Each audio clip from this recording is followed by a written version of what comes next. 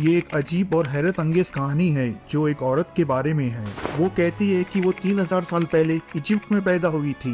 ये कहानी इसलिए बहुत अजीब है क्योंकि अक्सर लोग री इनकारनेशन पर यकीन नहीं करते। डॉरथी एडी 1904 में लंदन के एक आम घर में पैदा हुई थी। एक दिन वो अपने घर में सीढ़ियों से नीचे उतरते समय स्टेयर से गिर गई थी और बेहोश हो गई। उस वक्त उसके पेरेंट्स बहुत परेशान हो गए। उन्होंने फौरन डॉक्टर को बुलाया। डॉक्टर ने उसे चेक किया और कहा कि वो मर चुकी है। लेकिन ये इंसिडेंट यहाँ पर खत्म नहीं होता। 1 घंटे बाद जब डॉटी के पेरेंट्स बहुत ही गम में डूबे हुए थे, वो अचानक उठकर अपने कमरे में चली गई और बिल्कुल नॉर्मल हो गई। वह कुछ भी अजीब नहीं कर रही थी, बस अपने कमरे में जाकर फिर से अपने खिलौनों के साथ खेल रही थी जैसे कुछ भी नहीं हुआ हो। इस इंसिडेंट के बाद उसके जिंदगी में बहुत सारे ऐसे इंसिडेंट्स हुए जो सबको हैरान कर देने वाले थे। जैसे जैसे वो बड़ी होती गई, उसका बिहेवियर भी बहुत अजीब होता गया। एक वक्त ऐसा आया कि वो अक्सर एक पुरानी जगह के बारे में बात करती थी जो उसे बिल्कुल अपनी पुरानी जिंदगी जैसे लगती थी। वो एक गार्डन के बारे में बार बार जिक्र करती थी। ये गार्डन कुछ ऐसे हुआ करता था जिसमें बड़े बड़े पिलर्स हुआ करते थे। एक दिन डॉरथी एक म्यूजियम में गई जहाँ पुराने स्टैचूज रखे हुए थे। जब उसने उन स्टैचूज को देखा तो वो पूरी तरह से हिल गई और उनके पास जाकर ये मेरे लोग हैं कहने लगी। ये बात सुनकर वहाँ मौजूद लोग भी हैरान हो गए। वह इतना शोर मचा रही थी कि म्यूजियम के दूसरे लोग भी परेशान हो गए। ये पूरी सिचुएशन उसको इजिप्ट के पुरानी जिंदगी से जोड़ती थी। वह अपने आप को पुरानी इजिप्ट की दुनिया में महसूस कर रही थी। जैसे जैसे साल गुजरने लगे, डॉरथी का इजिप्ट के लिए जुनून बढ़ता गया। जब वो सिर्फ 6 साल की थी तो उसने इंग्लिश सीखना शुरू कर दिया, लेकिन इसके साथ साथ वो हायरोग्लिफिक भी सीखने लगी। हायरोग्लिफिक का मतलब है इजिप्ट की पुरानी लिखाई। जब वो 10 साल की थी तो उसने अपनी नींद में कुछ अजीब ख्वाब देखना शुरू किए। इन ख्वाबों में वो अपनी पुरानी जिंदगी को देख रही थी। उस ख्वाब में वो अपनी पास्ट जिंदगी में एक औरत थी जिसको हायर प्रीस्ट ने पकड़ लिया था और उसे बहुत से सवाल किए। इन ख्वाबों ने उसके अंदर ये यकीन पैदा कर दिया था कि वो पहले भी इजिप्ट में पैदा हुई थी। 27 साल की उम्र में डॉरथी एक इजिप्टियन आदमी से मिलती है और इन दोनों को एक दूसरे से प्यार हो जाता है। वह दोनों शादी कर लेते हैं और डॉरथी शादी के बाद इजिप्ट मूव हो जाती है, जिसके कारण उसको इजिप्ट की रेसिडेंसी भी मिल जाती है। इन दोनों को एक बच्चा पैदा होता है और उसका नाम ये लोग सेटी रखते हैं। एक रात सोते समय डॉरथी की मुलाकात एक आत्मा से होती है जो था हॉरस, जो कि एक फैल्कन जैसे दिखाई दिया, और वो कहती है कि ये फैरो सेटी 1 की आत्मा थी।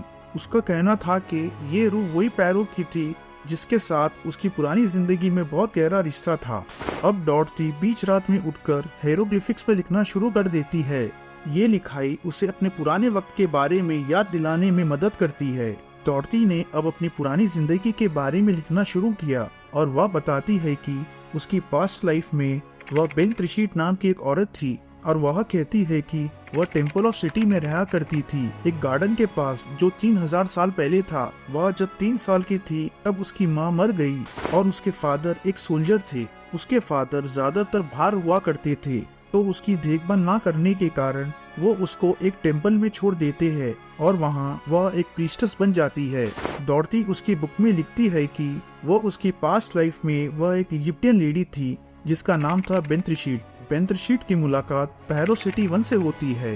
दोनों के बीच एक गहरी मोहब्बत हो जाती है और बेंत्रिशीट प्रेग्नेंट हो जाती है। जब हायर प्रीस्ट को उन दोनों की मोहब्बत का पता चला तो उन्होंने बेंत्रिशीट से कुछ सवाल किए और बेंत्रिशीट ने उन सवालों का जवाब नहीं देना चाहा। जवाब ना देना उसके लिए उसकी मौत का कारण बन गया। अब प्रेजेंट लाइफ में डॉरथी का हस्बैंड उसकी ये हरकतों से परेशान हो जाता है और उसे डिवोर्स दे देता है। 1952 में डॉरथी उसके बच्चे के साथ दूसरी सिटी में मूव हो जाती है, गीजा पिरामिड के पास। डॉरथी ने अपने बच्चे का नाम सिटी रखा था तो लोग उसे ओम सिटी कहते थे। ओम सिटी का मतलब था सिटी की माँ। डॉरथी को टेम्पल ऑफ सिटी 1 में काम करने का मौका मिला। टेम्पल ऑफ सिटी 1 की 20 साल रिसर्च करने के बाद उसने रिसर्चर्स से कहा कि टेम्पल में एक हिडन गार्डन है और छुपे टनल्स है। रिसर्चर्स ने जब इन जगहों की खुदाई शुरू की तो ओम सिटी का दावा सच साबित हुआ।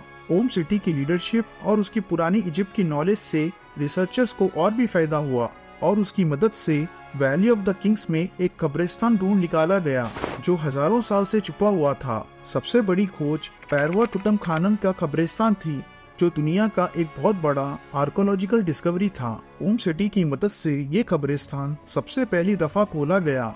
ये कब्रिस्तान 3200 साल तक छुपा रहा। इन सब खोजों के बाद कई लोगों को इस बात पर सोचने पर मजबूर किया कि ओम सिटी क्या वाकई रीइंकार्नेशन का शिकार थी। आपका क्या ख्याल है? क्या आपको लगता है कि ओम सिटी सच्ची में एक रीइंकार्नेशन का केस है? अपने ख्याल हमसे शेयर करें।